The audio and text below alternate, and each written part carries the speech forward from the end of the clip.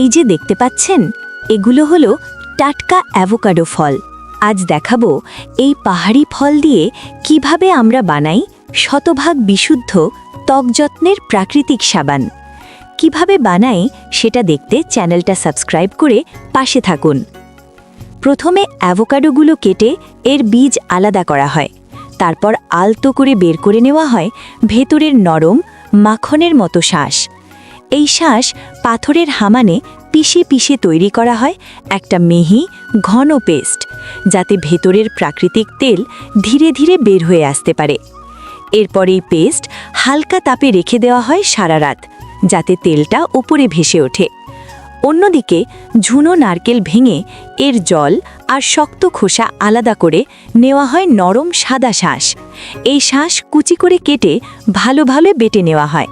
তারপর সেটাও রেখে দেওয়া হয় সারা রাত, যাতে ওপরে ভেসে ওঠে খাঁটি মালাই। সকালবেলা এই মালাই হালকা আঁচে গলিয়ে তৈরি করা হয় একেবারে প্রাকৃতিক খাঁটি নারকেল তেল। এবার আসে সবচেয়ে গুরুত্বপূর্ণ ধাপ। প্রাকৃতিক অ্যাভোকাডো তেলের সাথে মেশানো হয় নারকেল তেল আর সামান্য সোডা পানি।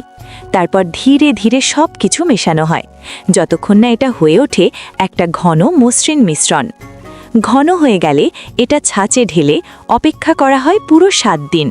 আর ব্যাস, 7 দিন পর তৈরি হয়ে যায় আমাদের পাহাড়ি ঘরে বানানো একদম বিশুদ্ধ প্রাকৃতিক সাবান, যা ত্বককে করে নরম, মসৃণ আর স্বাস্থ্যকর উজ্জ্বল। এই সাবান যদি পেতে চাও তাহলে অবশ্যই জানাবে বন্ধুরা। আল্লাহ হাফেজ।